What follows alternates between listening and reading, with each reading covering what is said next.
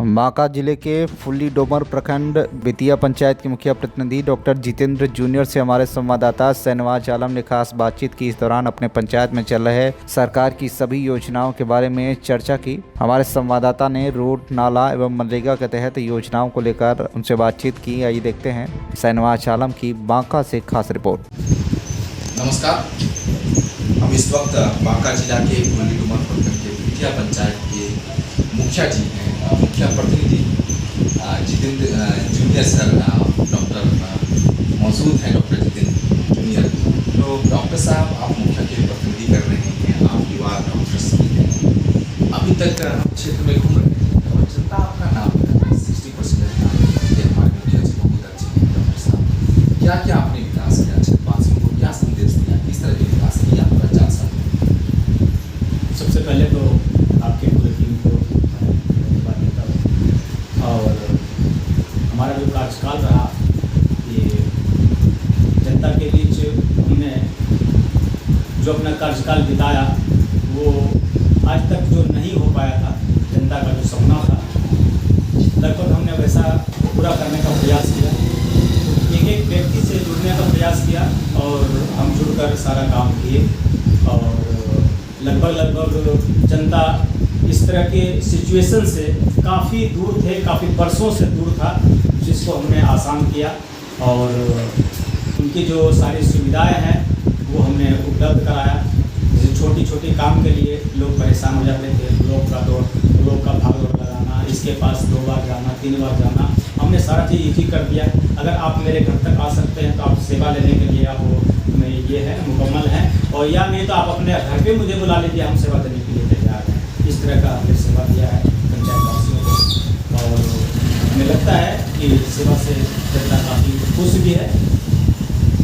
तो मुखिया जी, जनता बता रहे थे, कुछ जनता बताए हमारे मुखिया जी डॉक्टर जितेंद्र जूनियर जी, तो ये रोड बनाए हैं, नाला बनाए हैं, आंगनबाड़ी हो, मनरेगा से स्कीम्स हो, सरकार की सभी स्कीम्स को बेहतर बनाए, क्या क्या आपने निर्माण किया पंचायत में 4.5 साल? देखिए, जैसे कि गली गली का काम है, लगभग किए हैं, कुछ कुओं का जीर्णोद्धार भी किए हैं, और इसके बाद मनरेगा के तहत कुछ पोखर का निर्माण भी किए हैं। इस तरह का जो भी काम हो पाया हमसे वो हमने किया है। और एक ये ऐसा नहीं है कि मतलब एक बार में सबका काम हम संभव कर दें, ऐसा भी संभव नहीं है, लेकिन हमने यह तक प्रयास किया है कि लोगों तक अपनी जो सुविधाएं हैं, सरकार द्वारा जो दी गई योजनाएं हैं, उसको हम जन जन तक पहुंचाने का प्रयास किए हैं। और लगभग हर वार्ड में लगभग हमने कुछ न कुछ काम किया है। जहाँ कभी काम नहीं हुआ था वहाँ भी हमने जाके काम किया है। आज तक वहाँ का जनता करती थी, मतलब आज तक हमारे यहाँ ग्राम पंचायत से मुखिया के माध्यम से कोई काम आज तक नहीं हुआ, लेकिन हमने वहाँ भी जाके काम करने का प्रयास किया है और काम किया भी है। अच्छा, क्षेत्रवासियों से, पंचायत वासियों से किस तरह का प्रेम मिला था आपको 4.5 साल में? आप तो मुखिया के प्रतिनिधि करने, किस तरह का प्रेम मिला पंचायत वासियों से, पंचायत वासियों की? जहाँ माध्यम से जो मुझे मिला, मैं इस बात से मतलब क्या कहूँ कि मतलब आभार व्यक्त करने के लिए भी मेरे पास शब्द नहीं है, जितना जनता का प्यार और प्रेम मुझे मिला। और क्योंकि जनता के दिलो दिमाग में हम खरे उतरने का प्रयास किया, और जनता इस बात से काफ़ी संतुष्ट है। और संतुष्ट होने के बाद आज भी जनता खुद ब खुद कहती है कि नहीं, ऐसे व्यक्ति को एक बार और मौका देना चाहिए सेवा करने का। इस बात से हम समझते हैं कि कहीं न कहीं जनता का जो दुआ है, आशीर्वाद है, मेरे साथ जुड़ा हुआ है, और कहीं न कहीं मेरा कर्तव्य जो है वो जनता के दिल और दिमाग में कहीं न कहीं तैर रहा है। आपके यहाँ जल नल की क्या स्थिति है? आपके यहाँ नल की क्या स्थिति है? देखिए सर, जल नल की स्थिति जो है, हमारा जो क्षेत्र है, पंचायत का जो क्षेत्र है, वो भौगोलिक जो क्षेत्र है वो ठीक ठाक नहीं है, क्योंकि काफ़ी पहाड़ी और पथरीली क्षेत्र है।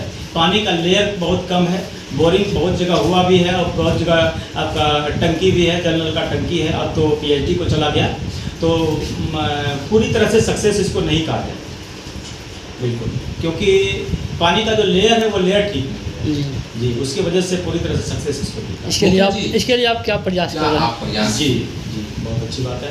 प्रयास विभाग को, जैसे पीएचडी को लिख करके देना, इसकी सूचना देना, अपने ब्लॉक स्तर के जितने भी पदाधिकारी हैं उनको अपने स्तर से सूचना देना, और जहाँ तक हो सकता है इसका जो भी कार्य कराना हो वो हम लोग मदद करके, एक दूसरे को साथ सहयोग करके और करा रहे हैं। आपके कार्यकाल में कितने लोगों को प्रधानमंत्री आवास आवंटित करवाएं। जी कितने लोगों का नाम जुड़वा दिया? लगभग मोटा मोटी हमको लगता है कि लगभग 1400-1500 लगभग हमने नाम जुड़वाया। और कितने लोगों को दिया गया? दिया गया जो पहले का लिस्ट था, था। जो पुराना लिस्ट था उसी में से हाँ लगभग 50 प्लस। 50 लोग जी है ना? जी। मुख्य जी किसी का 60 वर्ष हो जाता था, उसमें क्या सहयोग करते हैं? 60 वर्ष जैसे हो जाता तो उसका वृद्धा पेंशन हो गया। आपने बनाए हैं? जी जी बहुत सर। हाँ जी जनता बता रहे थे। जी बिल्कुल बहुतों का सेवा किया।